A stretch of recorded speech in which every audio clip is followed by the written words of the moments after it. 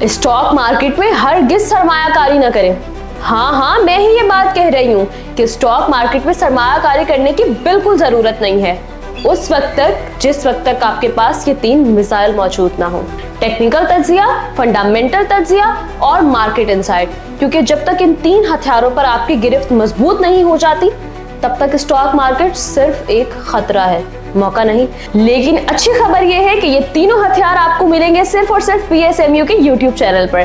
तो आज ही हमारा प्रीमियम व्हाट्सएप ग्रुप ज्वाइन करें और मुझे मैसेज करें कि मैं तैयार हूँ। पहले सीखें, फिर सरमायाकारी करें। गाइडेंस के बगैर हरगिज़ नहीं।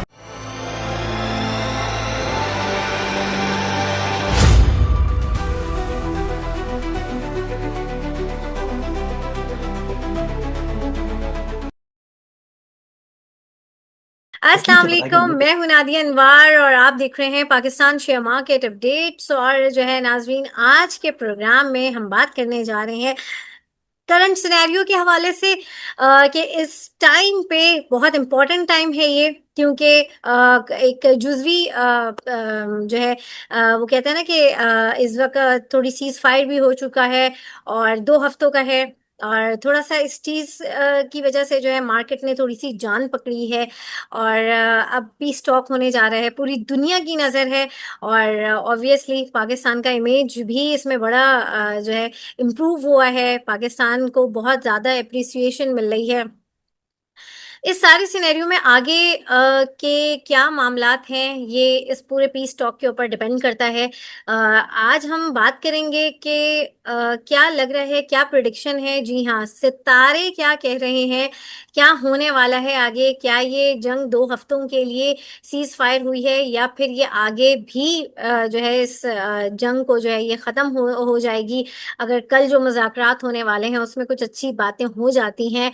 और मार्केट किस तरीके से बिहेव करेगी इस वक्त करंट सिनेरियो में, और फिर जब ये सारे मामलात सॉर्ट आउट हो जाते हैं या नहीं भी होते हैं, तो उस दोनों सूरत हाल में जो हमारे सेक्टर्स हैं वो कौन से ऐसे सेक्टर्स हैं जिन पे जो है हमें जो हमारे लिए बहुत ही बेनिफिशियल रहेंगे, ये सारी बात करेंगे। जी हाँ, मैं बात कर रही हूँ डॉक्टर मुबश्शिर रज़ा साहब की। जी हाँ, आप पहचान ही गए होंगे कि अब मैं बात करूंगी सितारों की चाल की भी। जी हाँ, कि सितारे क्या कहते हैं मार्केट के बारे में, इस वक्त करंट सिनेरियो के बारे में। अगर आपको पता हो तो जब मैंने उनके साथ गुज़िश्ता कुछ प्रोग्राम्स किए थे तो वो अप्रैल को बड़ा हाईलाइट कर रहे थे, कह रहे थे कि वो जो है अप्रैल बड़ा ही इम्पोर्टेंट है। अप्रैल आ चुका है और सेकेंड वीक ऑफ अप्रैल के बारे में वो कह रहे होते थे, अपनी प्रोडिक्शन कह रहे होते हैं, कह रहे थे। तो अभी हम उनसे बात करेंगे और जानेंगे कि क्या लग रहा है उनको, क्या प्रिडिक्ट कर रहे हैं वो। जी हाँ, नाम तो मैं बता ही चुकी हूँ, डॉक्टर मुबश्शिर रज़ा साहब, और जो है जो कि एस्ट्रोलॉजर भी हैं, प्रोफेसर भी हैं। जी हाँ, और माशाल्लाह से फाइनेंशियल मार्केट के ऊपर बड़ी जो है उनकी ज़बरदस्त ग्रिप है और सितारों को वो रिलेट करते हैं किस तरह से फाइनेंशियल मार्केट में जब हम काम कर रहे होते हैं तो सितारे किस तरीके से जो है इफ़ेक्ट कर रहे होते हैं। ये भी वो हमें सिखा रहे होते हैं, बता रहे होते हैं। और आज हम उनसे पूछेंगे इस वक्त करंट सिनेरियो में उनको क्या लग रहा है, कैसा क्या प्रिडिक्ट करेंगे और जो है आगे क्या फर्दर उनका मार्केट का स्टांस रहता है। जी हाँ, और उनको वेलकम करने से पहले मैं आप लोगों से ये ज़रूर रिक्वेस्ट करूँगी कि आप लोग जो है मेरे प्रोग्राम्स को ज़्यादा से ज़्यादा लाइक किया करें और साथ ही साथ मेरे चैनल को भी सब्सक्राइब करें और साथ में बेल आइकन को भी हिट करें। और इसके अलावा आपने उसको शेयर करना है सबके साथ ताकि लोगों को इन्वेस्टमेंट की और साथ ही साथ फाइनेंशियल मार्केट की अवेयरनेस हो। तो चलिए जी, चलते हैं अपने गेस्ट की तरफ और उनको वेलकम करते हैं। अस्सलाम वालेकुम सर।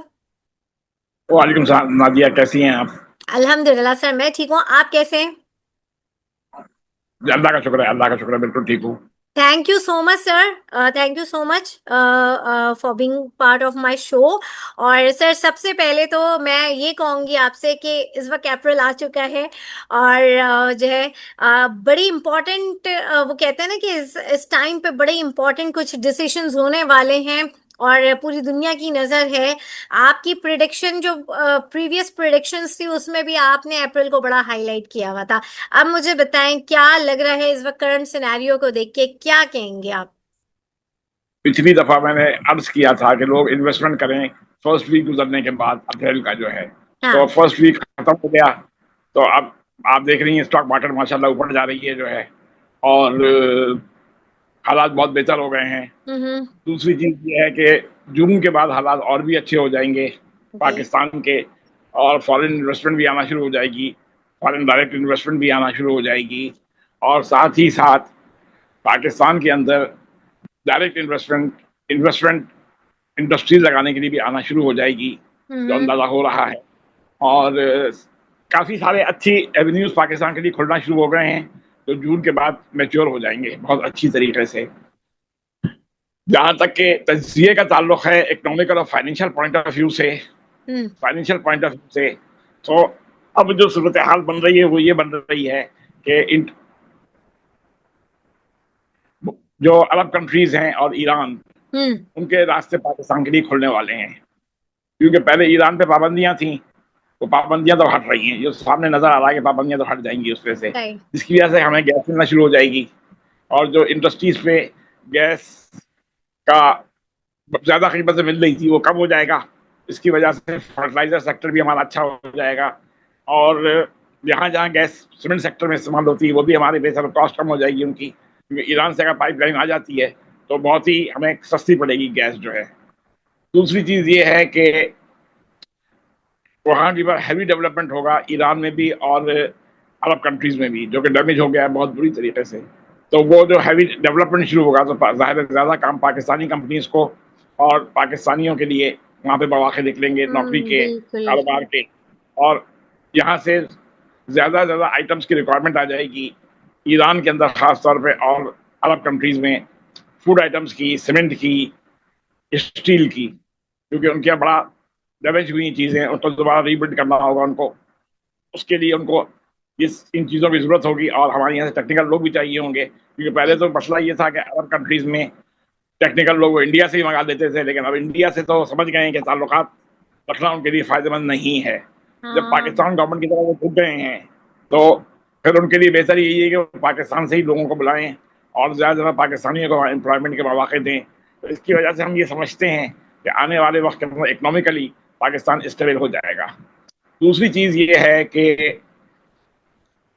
पाकिस्तान की स्टॉक मार्केट जो है उसके अंदर फाइनेंशियल डायरेक्ट इन्वेस्टमेंट बहुत ज़्यादा आएगी। उसका सबब ये है कि जो अरब कंट्रीज पहले यहाँ इन्वेस्टमेंट नहीं करते थी हाँ। पाकिस्तान में और दूसरी स्टॉक्स मार्केट में जाती थी, वो अब यहाँ आएंगे। एक तो यहाँ डायरेक्ट इन्वेस्टमेंट भी करेंगे चीज़ों के ऊपर, जैसे अभी सुनने में ये आया कि सऊदी अरब दोबारा शुरू कर रहा है अपनी हाँ। रिफाइनरी का प्रोजेक्ट, जो कि वो लगा रहा है वहाँ की पर ग्वादर में। इस तरीके से सऊदी और भी चीज़ें स्टार्ट हो जाएंगी। फिर एक बड़ा नया शहर बन रहा है सिंध के अंदर ही, सुनने में आ रही है बात।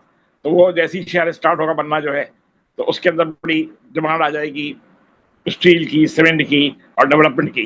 ग्वादर के लिए अब हो ही रहा था कि पहले दुबई के अंदर जबल अली पे जो चाइना से माल जाता था वहां डंप होता था। अब माल चाइना से वहां डंप नहीं होगा क्योंकि इनसिक्योरिटी हो गई है। अब वो ग्वादर में ही चाइनीज अरेंज करेंगे कि माल यहाँ डंप हो जाए चाइनीज कंपनियों का जो है। तो इसके लिए बड़ी स्टोरेज कैपेसिटी बनेगी ग्वादर के अंदर जो है। तो ये तमाम तवक्कुआत हैं कि जैसी भी स्टॉक शुरू हो जाएंगी और इंशाल्लाह कामयाब होंगी तो इसके बाद पाकिस्तान के अंदर इकोनॉमिकल कंडीशन अच्छी होंगी। और हम ये समझते हैं कि स्टील सेक्टर और फूड सेक्टर और सीमेंट सेक्टर यकीनी तौर पे बेहतर होंगे और इनके अंदर काफ़ी प्रॉफिट प्रॉफिट आना शुरू हो जाएगा और इनके एक्सपोर्ट आइटम्स भी बढ़ेंगे। तो इस वजह से हम ये समझते हैं कि आने वाला वक्त जो है वो इनके लिए बहुत अच्छा है। जैसे टीएमसी ऑर्गेनिक मीट है, बिल्कुल। मैं ये समझता हूँ कि ऑर्गेनिक मीट एक बड़ी अच्छी कंपनी है जो पहले बड़े पैमाने पे एक्सपोर्ट करती थी और बस 1-1.5 साल से उन्होंने एक्सटर्नल एक्सपोर्ट पे तवज्जो कम कर दी। लेकिन हाँ। मेरा ख्याल है कि अब वो वक्त आ गया है कि टॉमसन भी एक्सपोर्ट बढ़ाए और एक्सपोर्ट स्ट्रेटेजी पे ज्यादा गौर करे, क्योंकि हालात बहुत बदल गए हैं। अभी इनकी रिक्वायरमेंट आ जाएगी बहुत ज्यादा गोश्त की और दीगर आइटम्स की ईरान में और अरब कंट्रीज में, तो इनको बहुत आसानी हो जाएगी वहां पे सामान भेजने के अंदर। अब आप देखें अगर टॉमसन का देखें तो आपको पता चलेगा कि टॉमसन ने 2026 के बाद अपनी स्ट्रेटेजी चेंज की, 2025 के बाद स्ट्रेटेजी चेंज की और उन्होंने ज़्यादातर डोमेस्टिक जगहों पे जो है सप्लाई बढ़ा दी, जबकि इंटरनेशनल मार्केट में कम कर दी। अब अपनी माल बेचना जो है स्ट्रेटेजी चेंज की, लेकिन अब मेरा ख्याल है कि दोबारा पुरानी स्ट्रेटेजी यूज करेंगे और एक्सटर्नल मार्केट के अंदर ज्यादा माल भेजेंगे, वहाँ अपॉर्चुनिटी बहुत आ जाएगी।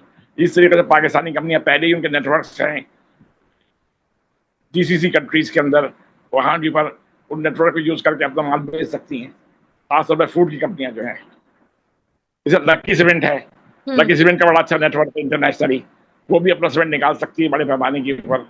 इस तरीके से पाकिस्तानी कई कंपनियां हैं जिनको कि बहुत ज्यादा सेक्टर्स को फायदा होगा, कंपनीज को भी फायदा होगा, जिसकी हम तवक्को करते हैं जो है।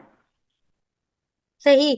अब ये हम्म पाकिस्तान का साथ एक और प्रॉब्लम यह आ गई कि 3.5 बिलियन जो है वो वापस मांग दी यूएई ने, जिसकी वजह से कि प्रेशर आया है पाकिस्तान पे फॉरेन एक्सचेंज के अंदर। इसके लिए पाकिस्तान गवर्नमेंट जो है मुख्तलिफ फैसिलिटीज प्रोवाइड करने की कोशिश कर रही है ताकि हमारी एक्सपोर्ट बढ़े। तो एक्सपोर्ट बढ़ाने के लिए एग्जिम बैंक को उन्होंने जैसे रीएक्टिवेट किया है, दोबारा शुरू किया है एग्जिम बैंक को। अगर एग्जिम बैंक शुरू हो गया तो एक्सपोर्ट फाइनेंसिंग के बहुत से नए एवेन्यूज खुलेंगे, जिससे कि हमारी एक्सटर्नल फाइनेंसिंग जो है बढ़ेगी एक्सपोर्ट करने के लिए, और लोगों को मौके मिलेंगे कि ज़्यादा माल भेज सकते हैं। अच्छा, ईरान का एक फ़ायदा ये भी होगा कि लोग आसानी से ट्रैवल कर सकते हैं, क्योंकि बॉर्डर मिला हुआ है हमारा। बाई ट्रेन भी लोग जा सकते हैं ईरान, बाई कार भी जा सकते हैं, सस्ता पड़ता है, और जाके हम मार्केट कैप्चर कर सकते हैं। तो इसकी वजह से मैं समझता हूँ कि यहाँ पे हम बहुत सी अपनी चीज़ें एक्सपोर्ट करने में कामयाब हो जाएंगे। फिर अफगानिस्तान का एवेन्यू दोबारा ओपन होने वाला है, मामला सेटल हो गए अफगानिस्तान के, तो वहाँ के ऊपर भी हमारी सीमेंट और आयरन की डिमांड, क्योंकि डेवलपमेंट वहाँ पे भी हो रहा है, तो वहाँ पे भी आयरन और सीमेंट की डिमांड हमारी आनी चाहिए, और फूड आइटम्स की भी बढ़नी चाहिए। क्योंकि सबसे ज़्यादा जो तेल जाता है, ऑयल ऑयल जो जाता है, खाने पीने का ऑयल जो होता है, वो जाता है अफगानिस्तान में, तो वो उसकी उसकी खपत बढ़ेगी, और गोश्त की खपत बढ़ेगी। तो इस वजह से हमें समझते हैं कि हमारे यहाँ हालात मजीद बेहतर होंगे।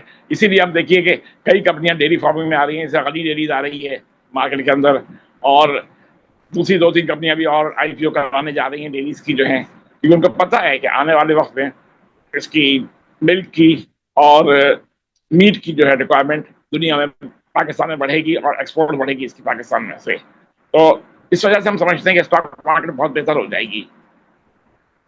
बिल्कुल।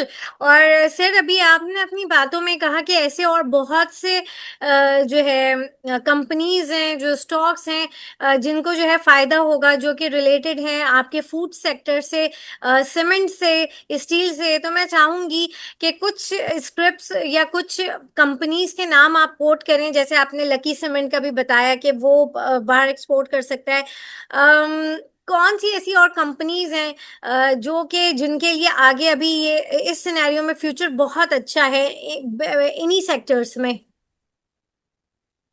देखिए देखिए, डीजी खान बहुत अच्छा लगता है, हम्म। टॉमसन बहुत अच्छा लगता है, ठीक लक्की है। बहुत अच्छा है, और आयरन के अंदर जो है मुगल आयरन्स है, हम्म। आशा स्टील है। ओके। इनके लिए बड़े अच्छे चांसेस हैं बाहर जाने के जो है। तो हम्म। इसके ऊपर लोगों को तवज्जो देनी चाहिए कि आगे इनके फ्यूचर अच्छा नजर आता है। सही। बिल्कुल। और सर, मुझे अब ये बताएं जो है आज जो है पूरी दुनिया की नज़र है, जैसे कि मैंने शुरू में भी कहा था, इस्लामाबाद में जो है ये पीस टॉक होने जा रही है। इसके बारे में क्या कहेंगे आपके जो है क्या मामलात बिल्कुल सेटल हो जाएंगे, या फिर कुछ मामलात रहेंगे जो कि सेटल नहीं हो सकेंगे? क्या लग रहा है? और मार्केट किस तरीके जो से भी होगा, बिहेव करेगी मंडे की हमारी? देखिए, जो भी होगा पाकिस्तान के लिए बहुत अच्छा होगा। अब ओके। ये जंग पूरी दुनिया के लिए बुरी थी, लेकिन पाकिस्तान के लिए बहुत अच्छी थी। पाकिस्तान का नाम पूरी दुनिया में गया, हाँ, तो पाकिस्तान को सबसे महंगाई हो ज्यादा गई। अल्लाह ने फायदा दिया। थोड़ी सी वक्ती हुई है, अभी सही हो जाएगी, बहुत ही अच्छा, माइनर सी चीज है। हाँ, इसके बारे में भी सर मैं पूछूंगी, ऑयल के बारे में। अभी आप मुझे ये बताएं कि इस टाइम पे ऑयल कम हुआ, फिर ऑयल बढ़ गया। मतलब लगभग अगर देखें हम इस वक्त $100 के करीब जो है वो ऑयल है। और अभी यहाँ भी पेशन गोई हुई है कि 300 रुपए पेट्रोल कर देंगे, जो इस वक्त मेरे ख्याल में 369 वगैरह के ऊपर है। ये बरकरार रहेगा या मजीद अगर अमनो अमान कायम होता है, चीजें क्लियर हो जाती हैं, जंगें खत्म हो जाती हैं, तो हमारे मामलात क्या सही होंगे? और जो ये इस वक्त गैस के हवाले से जो हमारी चल रहे हैं मामलात, रिफाइनरीज में मार्जिन की बात हो रही है, तो थोड़ा सा मैं चाहूंगी कि इसके ऊपर भी आप रोशनी डालें। देखें, बात यह है कि ऑयल तो अभी गवर्नमेंट का बयान भी आ गया कि हम कम कर देंगे जैसे ही हालात ठीक होते हैं, तो ऑयल तो नीचे चला जाएगा। सही दूसरी है। बात यह कि ईरान का अगर सैंक्शन हट गई तो ईरान भी मार्केट में आ जाएगा। तो ओके। ईरान के मार्केट में आने के बाद इंटरनेशनल प्राइसेस डाउन होंगी, क्योंकि वेनेजुला का ऑयल भी बहुत बड़े पैमाने पर निकालना शुरू कर दिया है अमेरिकन ने जो है, और रशियन ऑयल भी सैंक्शन हटा दी है। तो अभी सही। इतना सारा जब ऑयल निकलेगा तो ज़ाहिर इंटरनेशनल मार्केट में नीचे जाएगा ऑयल जो है। और अगर गैस खुल जाती है ईरान की जो है सैंक्शन हटने के बाद, तो हमारे यहाँ तो गैस की अफवाह हो जाएगी जो है। वैसे भी हम्म। अभी पाकिस्तान ने बड़ी डिस्कवरीज की पिछले साल में, तो काफी हद बिल्कुल तक तो कवर किया है अपनी रिक्वायरमेंट को। ओजीडीसी ने भी की है, पीपीएल ने भी की है, मारी ने भी ऐसा की ही है, है। सब ने की है जो है नई नई डिस्कवरीज। तो अभी तो काफी कवर तो किया है इन्होंने गैस को, लेकिन लगता ही है कि आने वाले वक्त में हम भी मजीद डिस्कवरीज करेंगे, और ईरान की गैस आने के बाद पाकिस्तान के अंदर गैस की फरावानी हो जाएगी, शॉर्टेज खत्म हो जाएगी बिल्कुल, और सस्ती हो हाँ। जाएगी गैस। सही तो सही। गैस अगर सस्ती हुई तो हमारा 50% मसला हल हो जाएगा। हाँ बिल्कुल ऐसे ही है। बिल्कुल सही कहा आपने। बिल्कुल। और जो है तो सर आखिर में क्या लग रहा है आपको, मार्केट मंडे से कैसी लग रही है बस? सबसे बड़ी बात यह है कि सिंध के अंदर जो सीमेंट फैक्ट्रियां हैं और जो कम कारोबार है उसमें बड़ी तरक्की आएगी, खासतौर पर सिंध के अंदर जो है, क्योंकि सिंध को दो खसूसियात हासिल हैं, सिंध और बलूचिस्तान को। एक तो हाँ। सी साइड से लगे हुए हैं हम, और दोनों बड़ी पोर्ट हैं। अब देखें, जो सही है। ट्रांजिट हो रहा था, यहाँ पे माल उतार के जहाज जा रहे थे, बड़े जहाज और छोटे जहाज यहाँ से माल लेके जा रहे थे, उससे करोड़ों रुपए की आमदनी पाकिस्तान को इस एक महीने में हुई है। और अभी भी जो पार्किंग हो रही है जहाजों की, उन पर जो गवर्नमेंट टैक्स और लेवी दे रही है, तो करोड़ों रुपए की आमदनी केपीटी और पोर्ट कासिम को हो रही है। तो ये बहुत बड़ी आमदनी जो पाकिस्तान की बहुत अरसे से रुकी हुई थी। फिर सही है। इंटरनेशनल फ्लाइट सारे कराची एयरपोर्ट पर लैंड कर रही हैं, जो सही। पहले एक जमाने में करती थी 1980 से पहले, वो सारी दुबई छोड़ कर यहाँ लैंडिंग दे रही हैं। उससे गवर्नमेंट ऑफ पाकिस्तान को बहुत बड़ी आमदनी हो रही है। तो ये गवर्नमेंट की आमदनी बढ़ रही है, और सिंध और बलूचिस्तान की इनकम बढ़ेगी, क्योंकि ग्वादर पोर्ट भी यूज होगी, पोर्ट कासिम भी यूज हो रही है, और कराची पोर्ट भी यूज हो रही है। तो गवर्नमेंट सिंध के अंदर जो है बड़ा हैवी डेवलपमेंट शुरू हो जाएगा जो है। ओके। सही। ये तो सर आपने बता दिया, बिल्कुल जबरदस्त। तो इस वक्त सीमेंट सेक्टर जो है बहुत ही लाइमलाइट पर है। जरूर आप लोग जो है इसमें इन्वेस्टमेंट करें, और जो ऑलरेडी इन्वेस्टेड है उनके लिए भी बहुत अच्छा चांस है। सर मंडे को बताएं क्या लग रही है मार्केट, मंडे से मार्केट कैसी लग रही है? सितारे क्या कह मार्केट रहे तो हैं? अच्छी सितारों की रोशनी में बताएं मुझे। नहीं, मैं वैसे ही आपको बता रहा हूँ, फाइनेंशियल पॉइंट ऑफ व्यू से, पॉलिटिकल पॉइंट ऑफ व्यू से मार्केट तो अच्छी जाएगी आपकी, मार्केट तो अच्छा। जाएगी अच्छी। जी जी। ओके। सही सही। और सर सितारे क्या कह रहे हैं? सितारे सही कह रहे हैं भाई, तो हालात अच्छे हैं, कोई मसला नहीं है, कोई ऐसा बड़ा इशू नहीं है इस वक्त। सही। हाँ ये तो आप पहले ही प्रोग्राम्स में प्रिडिक्ट कर चुके हैं बिल्कुल, कि जो है अप्रैल से जो है चीजें बड़ी बेहतर होंगी। सही। बहुत शुक्रिया सर मुबशिर साहब, आपका बहुत शुक्रिया। और नाजरीन यहाँ पे लूंगी मैं इजाज़त, और इंशाल्लाह आप लोगों से फिर मुलाकात होगी। और तब तक के लिए दिए मुझे इजाज़त। अल्लाह हाफिज।